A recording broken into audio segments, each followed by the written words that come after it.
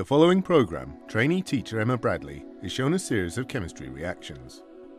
Emma has come to the National Science Learning Centre in York to learn how to carry out these reactions in the classroom. The demonstrations have been chosen to highlight various aspects of chemistry, such as rates of reaction and energy changes, and they have all been selected to enthuse and inspire your audience. All the reactions have been assessed as safe to carry out in schools by CLEEPS. So don't just show your pupils this video, get hands-on and show them some real-life chemistry.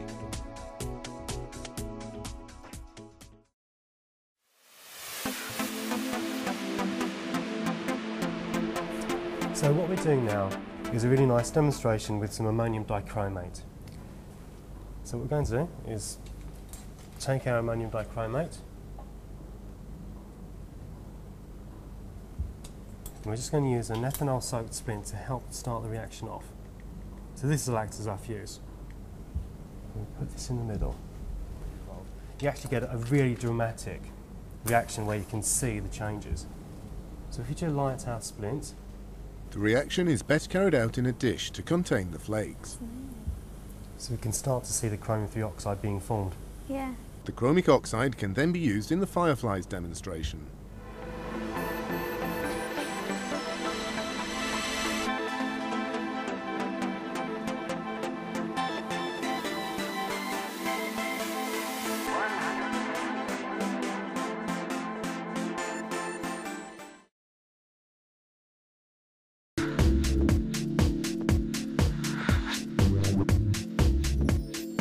So this is the catalytic oxidation of ammonia with chromic oxide flakes, and it's a really nice reaction to show how ammonia can be oxidized with oxygen in the air, and it's an exothermic reaction, but you need a catalyst to make it go. Right.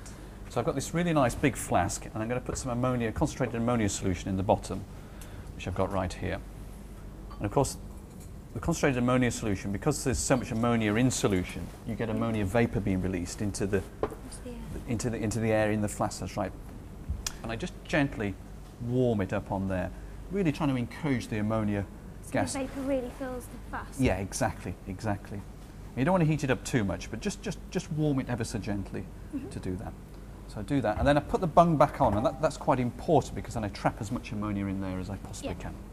Now here's the best bit. So what I do is I take the deflagrating spoon, I hope you can see that, and I've got the chromic oxide flakes on the end there, and then I heat them up in the flame. And you can see some of the flakes just popping off the spoon. This is the trick of this experiment, is these hot flakes, because they're so light, they float around, and you'll see this in a second. And when you think you've got it nice and hot enough, then it's into the flask, and you need to move quite quickly. So here we go, one off, into the flask. The flakes glow as chromic oxide catalyses the reaction of ammonia and oxygen from the air.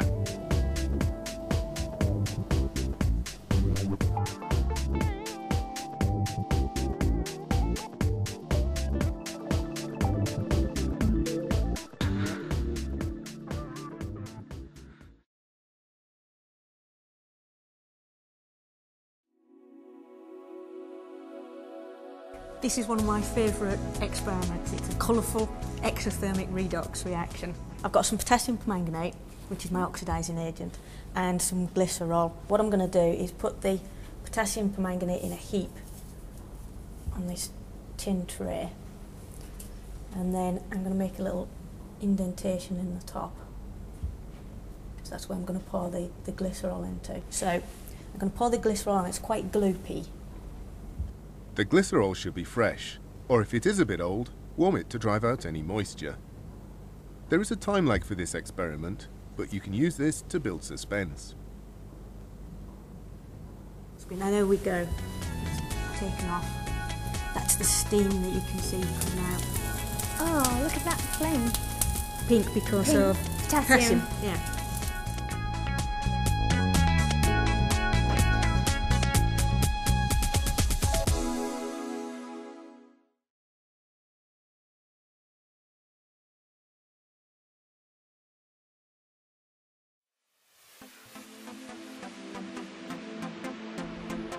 So Emma, here we've got a really simple experiment we can do where we're going to reduce this iron oxide.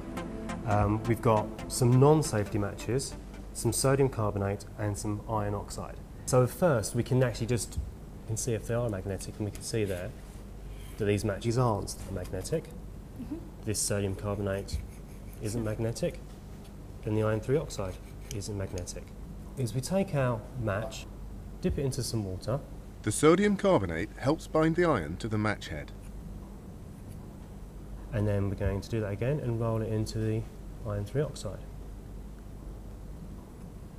So we have this. Now if you could pass those tongs over, just makes it a bit easier to hold the match, because sometimes it can burn along to the end of it. And we're going to put it onto a hot flame until it starts to go quite black. And then we'll pull it out and just give it a gentle blow. Now we're going to crush this in a plastic weighing boat. Give it a little crush. Take that off. Now, hopefully, we should have moving particles around.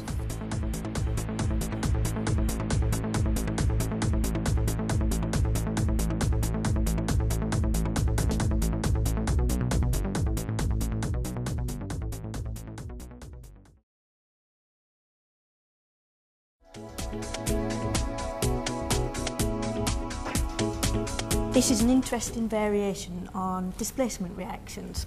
So what we've got is some magnesium powder and some silver nitrate crystals. And what we can do is mix the two powders, which we've kept completely separate, and everything is completely bone dry. So if we just tip the powders into their own little weighing board. Okay, and if we just mix them up by rolling them backwards and forwards. Gentle mixing to avoid friction is vital. And then if you can tip them and make a nice little heap in the centre of the tile, that's perfect. Okay. Now obviously two solids aren't going to react together, so what we need is a little drop of water to get the reaction going. Set the tap to drip about once every 5 seconds and place the mixture just after a drop has fallen. Stand well back.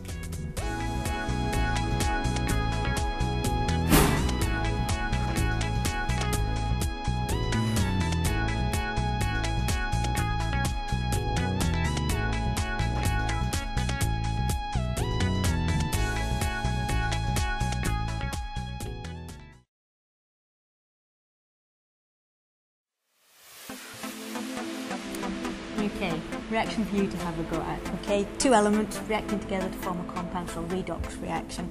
You've got some iodine and some aluminium powder.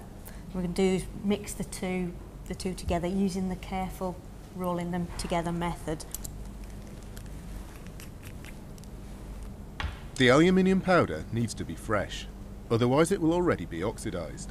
Okay, As ever, gentle handling is advised to avoid a premature reaction. And then into the middle of the tin lid with a nice little heap. Great. Now you just need to put a little indentation in the top with the spatula, because you're going to have to add a few drops of water. That's it. And then over to the fume cupboard.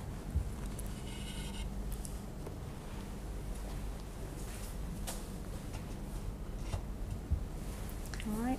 What you need to do now is just put 2 or 3 drops of water into the centre of the powder heap. Once the water is added, stand back and wait for the action. It may take a minute or so, but there will be plenty of iodine vapour, so turn the fume cupboard on.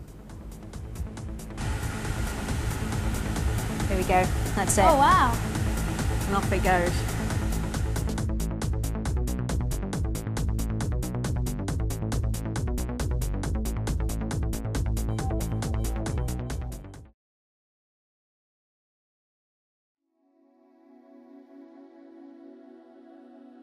Right, there's lots of nice exothermic reactions that you can do, but there aren't many exciting endothermic reactions, and this one's quite a spectacular one.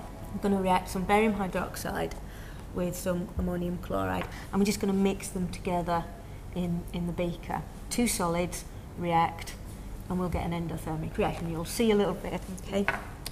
Now, just check. The temperature in the lab at the moment is a sort of fairly chilly 15 and a bit. Put the barium hydroxide in first. As soon as you add the ammonium chloride, you need to start stirring.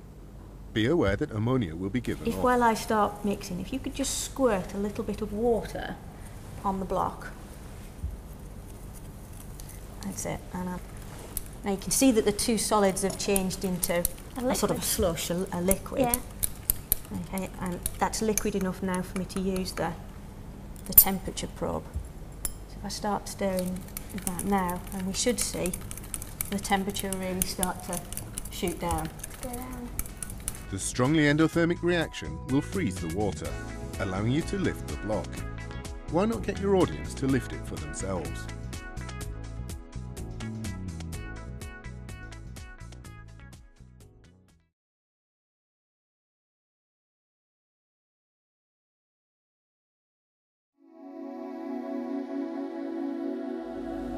So Emma, what we have here is a really nice demonstration that shows the effect of particle size and surface area. Now what we've got is an everyday item, and this is coffee whitener. Now what I want you to do is just try and light it with a match.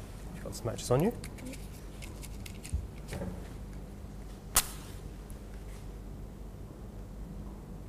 So you can see it's not catching a light.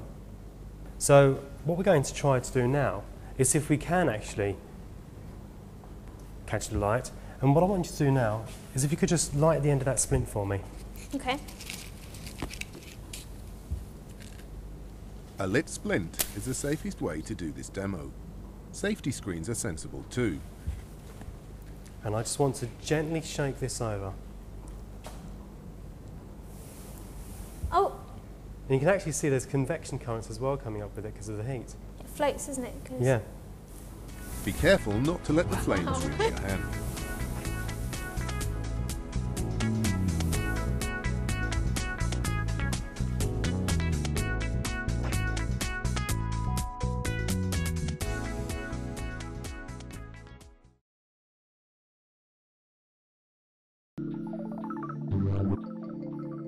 Right, combustion of alcohols on a slightly larger scale. What we've got is a polycarbonate plastic bottle, like you get in water fountains. And we've got some propan 2-ol. So the first job is to put the propan 2-ol into the bottle. So I'm going to add the propan 2-ol. Okay, and then if you can just pick the bottle up, give it a really good swish round. Okay. It's important to really give the bottle a good rolling to produce as much vapour as possible. Into the beaker. Pour out the excess, or you may end up with a fire that melts the bottle. That's it. That should be fine. And then if you put that back on the mat behind the safety, and I'll move the propan 2-ol well out of the way. So what we've got, propan 2-ol vapour in there, and you're going to ignite the vapour. All you need to do is just get the flame just Over the top. inside the top and then take a step back.